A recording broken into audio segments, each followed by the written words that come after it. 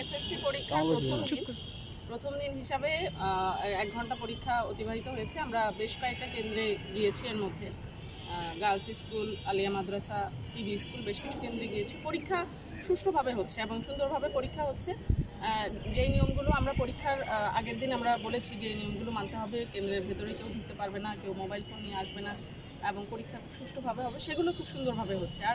আর পরীক্ষার 2-1টা কেন্দ্রে 2-1জন কেন্দ্র সচিবের রুমে বসেছিল, সেগুলোর বিষয়ে আমরা ব্যবস্থা নিচ্ছি। আমাদের টোটাল তো 12টা ভেন্যু। এই 12টা ভেন্যুতে আমাদের 3 স্তরের অফিসার আছে। প্রথম হচ্ছে ট্যাগ অফিসার, তারপর ভিজিলেন্স টিম, তারপর এক্সিকিউটিভ ম্যাজিস্ট্রেট টিম। আমাদের 4 জন এক্সিকিউটিভ ম্যাজিস্ট্রেট এখন মাঠে আছে। আমরা 4 জন হচ্ছে 12টা কেন্দ্রে 3টা করে দায়িত্ব পালন করছি। আর ভিজিলেন্স টিম আছে 12টা, তারা প্রত্যেকে একটা করে কেন্দ্রে। আর অলমোস্ট প্রতিটা কেন্দ্রে 3 জন করে ট্যাগ অফিসার আছে। এছাড়াও আমাদের আইনশৃঙ্খলা বাহিনীর পুলিশ ফোর্স নিয়োজিত আছে, আমাদের নেভি কাজ করছে। আমার মনে হয় সব মিলিয়ে পরীক্ষা খুব সুন্দরভাবে এবং সুষ্ঠুভাবে আমরা সম্পন্ন করতে পারব।